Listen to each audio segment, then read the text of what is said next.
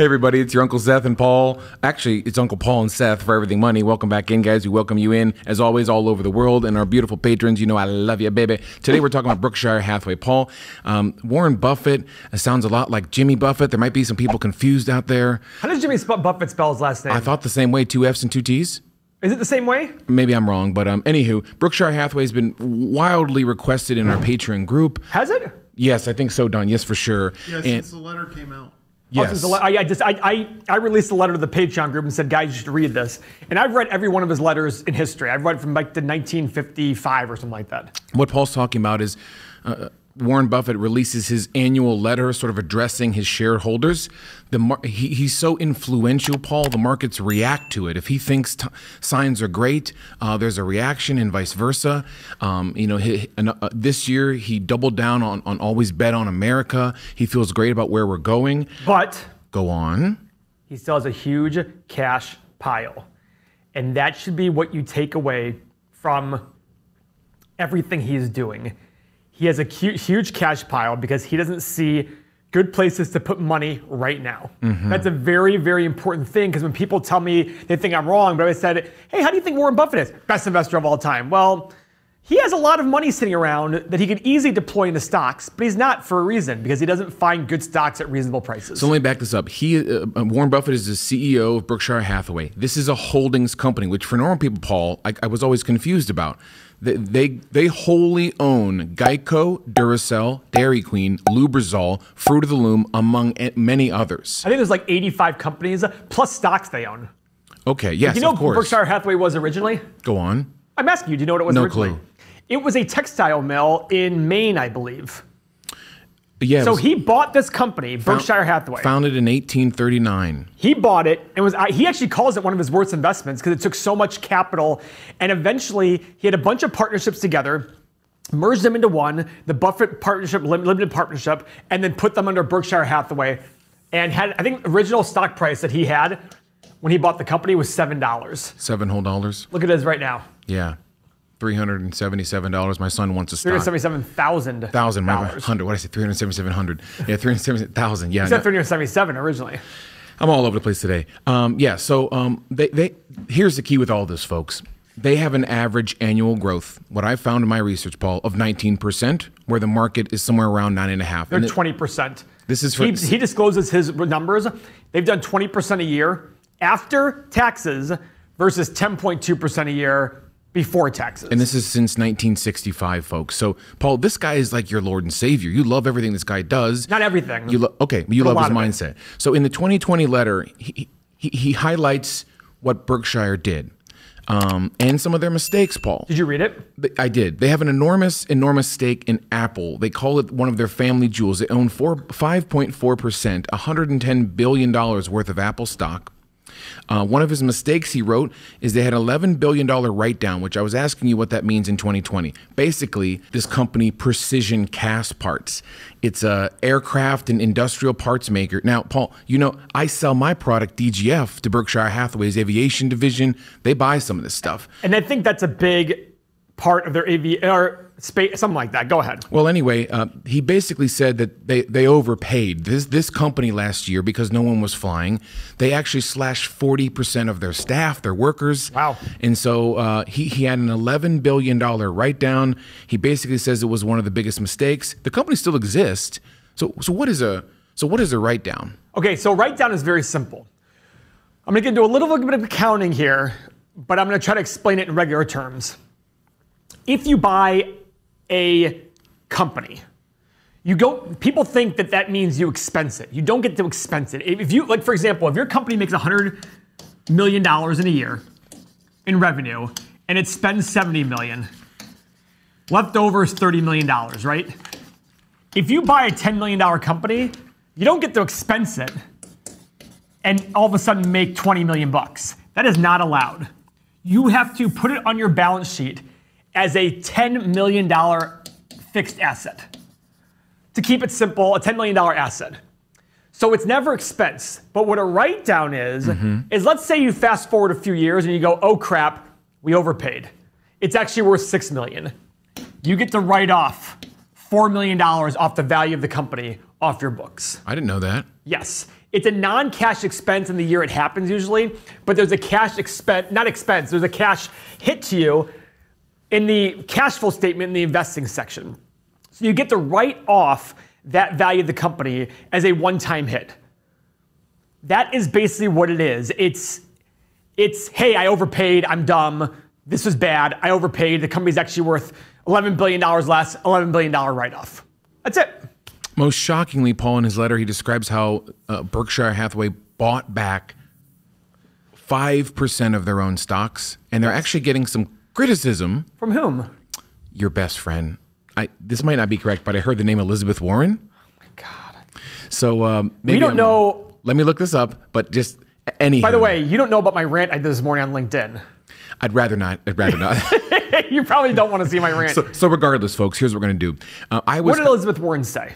I'll look up the article while we're analyzing this. But in general, they think it's some sort of market manipulation by buying back your own shares. You, of course, in your grand tutelage, have taught us the opposite. And so in terms of the health of a company and what it can do, go on. We live in a world. You remember a few years ago? I do. Mark Zuckerberg was put on the Senate floor and questioned. Yes. And that senator said to him, that male senator said to him, well, how do you make money if it's free?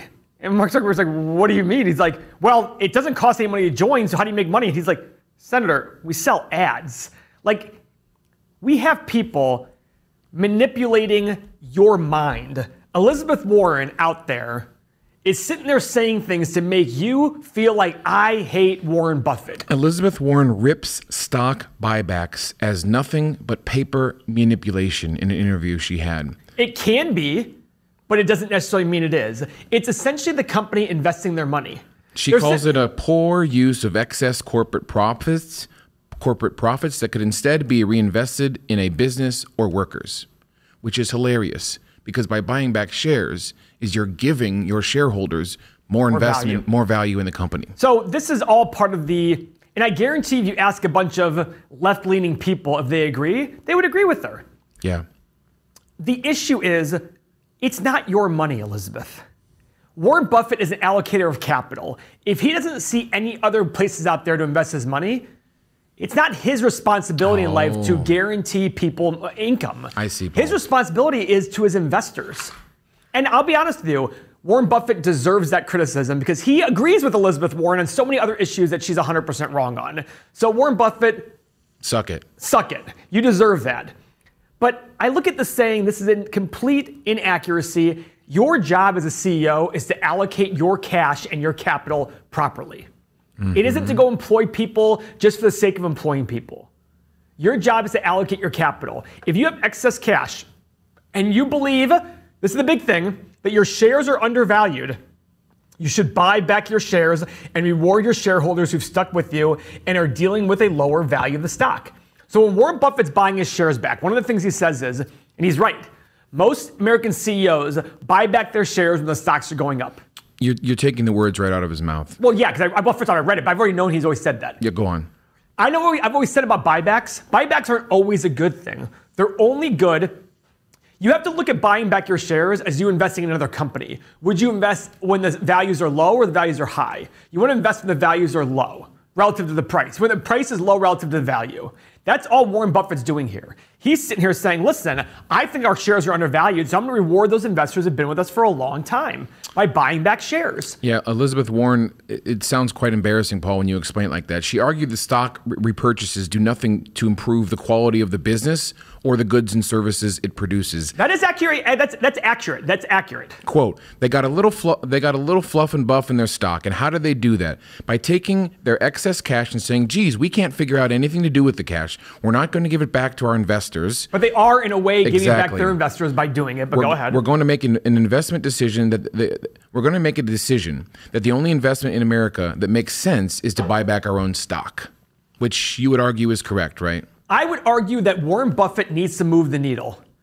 And the best way to move the needle for his investors is to buy back his shares when there aren't. Warren Buffett could make a ton of money if he had $50 million, but he has $250 billion in the company. In order to he can't make $1 billion acquisition and it do well enough to move the needle. So instead, he sits there and says, listen, I think the best use of our cash on this level is buying back our undervalued shares. it shouldn't be a criticism. This is the cancel culture we're part of. We're now canceling Warren Buffett, which I don't believe Warren Buffett really is a Democrat. He just says that to make people like him. But he's not a liberal. It's evidence in the fact that he's donating all of his money away to charities, private charities, and not the government, which usually people want to sit there. Liberals say the government's the best place to put money, but they all donate to charities instead of giving their money to the government. Another discussion altogether. But when we're looking at this completely as now we have a politician who's sitting there and telling a CEO, here's what you should do with your capital. Guys, this is socialism. We're sitting here getting criticism where we're going to criticize Warren Buffett. You know, I read an interesting article yesterday where it said something brilliant in a book. Taxes should be a disincentive for actions, right? Like, hey, we want to disincentivize this action. So instead, we tax income. So instead of telling people go earn as much as possible, we're like, hey, the more you earn, we're going to disincentivize you. Instead of things like pollution, was what the person said. If we want to disincentivize pollution, we'll tax you if you pollute. Great. Does it make sense? Right? But now we have politicians sitting there saying, hey, you have a bunch of cash and you shouldn't sit with it. It's like, so I'm supposed to make a bad investment decision? That's what they're basically saying to him. Make bad investment decisions because it's your duty to the country. No, it's not. His duty is first and foremost to his shareholders and his employees. And that's it. You might sit there and say, well, pay more money. Guys, if it's all about paying more money, well then if profits fall, can he take pay away? Boy, imagine the outrage if that happened. Yeah, if minimum wage goes down. By the way, I'm surprised that minimum wage thing didn't get passed. But either way, Warren Buffett is doing his job. Elizabeth Warren, shut the front door. Just stop talking. You are so out of your realm of understanding and competence. It's unbelievable to me. So, buying back shares can be, I'm not going to say manipulation. That's a harsh word.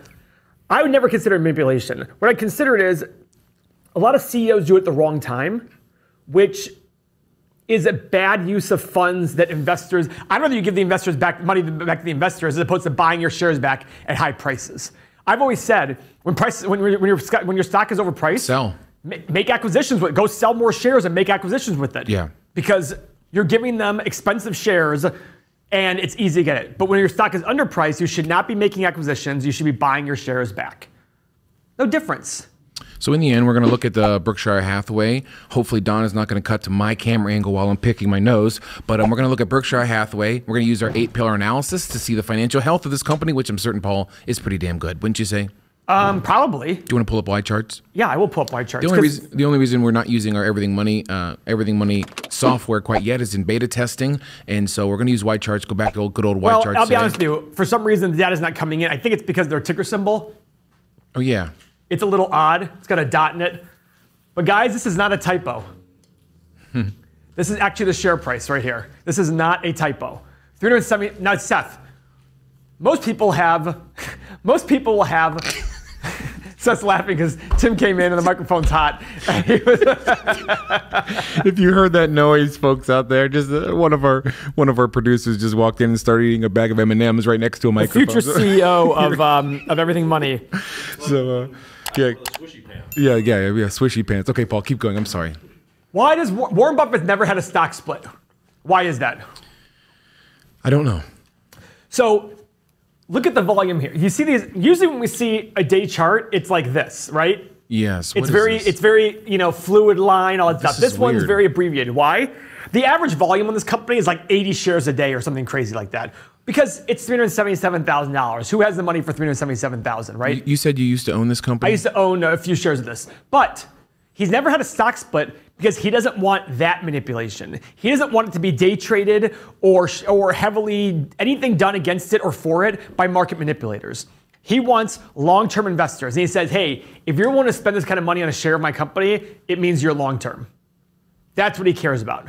I think he says he has 1 million investors or something like that, roughly. So he is very, very, very much big into long-term thinking. And his comment is, if you want to invest this kind of money, now you can buy his Class B shares, which I think is some percentage lower, like 1/30th or something like that. But he wants you to be a long-term investor. He's never split. When we were in high school, the stock was $37,000. So 20 years ago, it's gone up 10 times. Amazing. I remember a kid in high school, I was like, yeah, Berkshire Hathaway is $37. He's like, no, it's not. I'm like, go look it up. He pulled a newspaper up.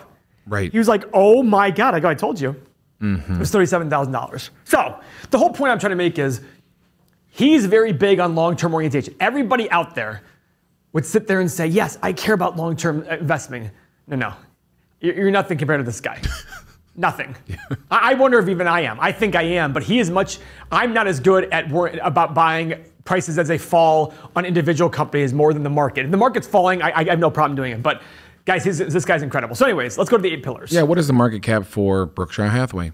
$590 billion. Remember we used them as an example when Tesla was at $500 billion? Yeah. So $590 billion. PE right now, 16.75. Check mark there. Check, please. Profit margin, 31.86. Check mark there. Notice this. He's never paid a dividend, I don't think. Oh, it's sad. Well, he doesn't pay a dividend because he believes, first off, it's tax inefficient because you're taxed at the corporate level and then you're taxed again. So all you leftists out there who think the dividend tax is too low, it is a double taxation. You've already paid tax at the corporate level and then you're taxed again when you get a distribution. In a regular business world of LLCs, that does not happen. So when people cry and complain the dividend tax is too low, well, it's already been taxed once, so there you go. Perfect. This is because of Elizabeth Warren comments today. I'm so angry about it. I knew that would fire you up. Revenue growth is not because of you, because it was going on in a group chat today. Oh, revenue growth is pillar number 3 over the past 5 years, Paul. I'm sure it's good. 211 billion to 327. Yeah! Big jump. How nice. How nice. Profit growth is pillar number 4, baby cakes. Net income, 24 billion to 81 billion. Check mark there. Sure. Now, remember. Go on. There's a new method in the IRS, and Warren Buffett does not agree with this, and Charlie Munger does not agree with this. Charlie Munger is his partner, age 97, Michigan grad, what up? Anyways, now the IRS requires publicly traded companies to report unrealized gains in their stock holdings as income, and unrealized decreases in stocks as a loss. So if you own a stock for $10, it goes to $12, and you haven't sold it, the IRS is now making you report that as $2 of income. Now, it's not taxed, but it's just showing which is whatever. I mean, by the way, it doesn't bother me as long as you're not taxing on it. I don't think they're taxed on it, so it doesn't bother me. But at the same point, it's like, it's not really actually, income is generated upon a sale of something, and there's been no sale of the unrealized. Yeah. That's essentially like saying if your property value goes up by $5 million in 1 year, you should report that as, no, you shouldn't do that. But this is what the IRS decided. By the way, Buffett and Munger are against this. But either way, that's where we stand. Against this. Against this. Pillar number 5 is shares outstanding. We obviously know this is going down. Yeah, but not by a lot. Oh, but remember one thing. We don't see the last years because this is 2019. So 1.64 billion in 2016. And the most recent quarter was 1.587. So yeah, it's down. Check, please. Okay. Balance sheet. Current assets over current liabilities is pillar number 6. Current assets. Look at this. They have $145 billion in cash. 170. So the total current assets are 185 billion. Total current liabilities 410. Total current liabilities 54 billion. Plenty of cash. Plenty of difference. Now, guys, look at what somebody does, not what they say. For those of you out there who send me articles saying, Buffett says this is what Buffett actually does. What is that? A record $145 billion in actual cash sitting in his account. He's not making investments in the market. He's not buying businesses because the market is massively overpriced. Do you understand what I'm saying here? Don't tell me that Buffett thinks Buffett will sit there, and he's very notorious. In the book, The Snowball, they write that Warren Buffett likes to be well-liked. If invited to 2 events, he will say yes to the person that he thinks would be more upset with them if he said no to. He admitted this himself. So if Seth and I were invited by Tim to a dinner, and Tim thought I was going to be more upset if he said no to me, he would say yes to me. You know what I'm trying to sit there and say. If we both invited Seth to dinner, Seth would say yes to me because he'd be more worried about me being upset. Warren Buffett is very notorious for doing what other people will like him for doing, like his politics. So there is plenty of cash on hand, but he has a lot of cash because he's not investing in the markets right now. So unless you guys are smarter than Warren Buffett, all right, free cash. Free cash flow. This is now we don't have the Everything Money app, which does it automatically for us. I gotta go back to me messing up this. Yeah, 15 billion down to 22 billion. So check mark. Nice. What are the middle numbers? 20, 34, 23. The average free cash flow over the past 5 years is 23 bill. What? I'm sorry? Oh, 23 billion? Yeah. Okay, 23 billion times What? 20 is 460 billion. So again, guys, I'm calling it 460 billion. It's totally 590. But Warren Buffett thinks it's valuable. It's low enough to buy more of. This is exactly the point. Like, I'm going to be wrong at times. This multiple, I don't know if it's right or wrong, but right now it's saying it's overpriced based on this multiple. So we always get this question, Paul. Wait a minute, slow down. That calculation confused me. Why 20 and what does 460 mean? So we look at 20 because over 5 years, as free cash flow increases, I don't want to just look at 1 year, which is the most recent year, and I don't want to discount 5 years ago when it was lower. So I pick a number. We usually want 15 times profit or free cash flow. But when it's increasing, we want to pick a higher multiple to account for the lower years. We pick 20 because the PE we want to be 20, kind of keep it consistent with that. And it's kind of like a higher view. It's not saying if it's below 20, you should buy it. It's just sitting there saying, listen, if it's above 20, be extremely cautious, unless there's a really, really good growth story. So I picked 20. So the last 5 years average free cash flow was 23 billion. Very simply, multiply by 20, and that gives me a value of $460 billion. So if I paid $460 billion for this company, if the last 5 years are mimicked over and over, I would make 5% return on my money for that. Is that a lot? No, it's not. But it is after taxes. It is after paying all those taxes. So it's kind of and if they're growing still, they can grow into a higher number. So it's 5% the first year, maybe it's 6%, then 7%, then 8%. And over time, you're making more and more money, especially with a company like Berkshire, which has so many stocks and so many businesses in it. I mean, I think they own fully like 82 businesses or something like that. They own Dairy Queen, like you talked about. Love Dairy. I had Dairy Queen last night. Did you get a Blizzard? Mini M&M Blizzard. I had the mini M&M Blizzard. did. It's so good. So in comparison, Paul, you brought this up about when we did our Tesla video. So, Berkshire Hathaway's market cap is 590 billion. Tesla's is currently 675, but a week ago was much, much more. It was, I think, got to 800 at one point. And their revenue last year for Berkshire was 250 billion compared to Tesla's 32. Nope, it was way higher than that. Higher? Maybe that's 2019. My apologies. No, 2019 was 327 billion. The last 12 months, not including, 280 in the last 12 months. 280. 280 versus 32 for Tesla. I mean, Tesla's probably a better deal.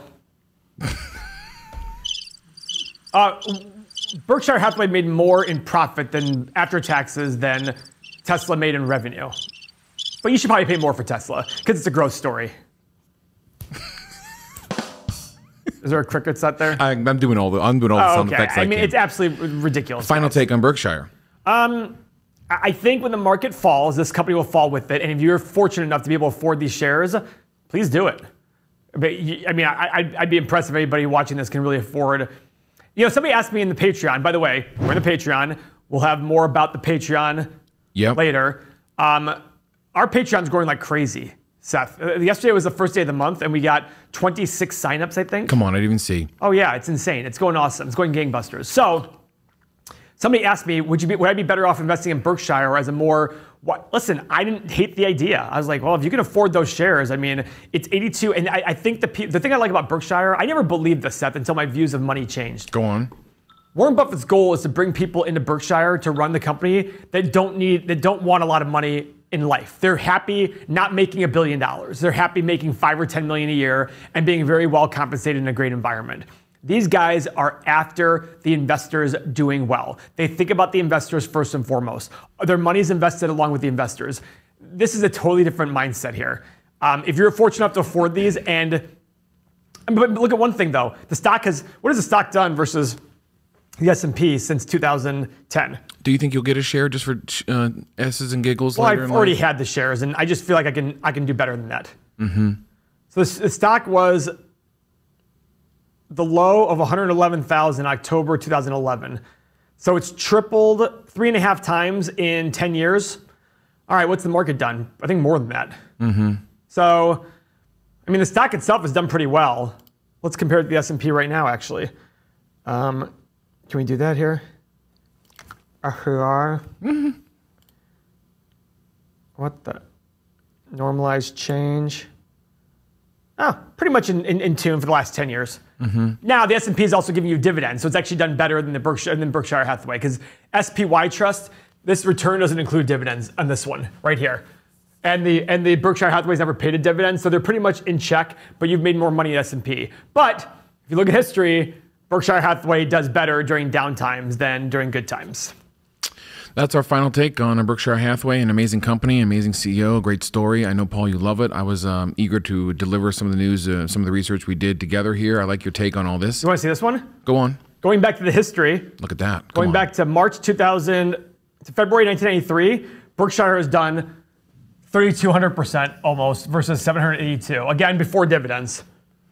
But still, that's not going to account for the difference, even close to it. Wow. Yeah. So, and no dividends, none of that stuff. I mean, it's just straight up growing. If this style of investing and looking at companies resonates with you, we do offer our Patreon. We'd love for you to click the link below and take a look. Can I talk about the Patreon? Please do, Paul. You're very passionate. I'm very passionate because I know the value in there.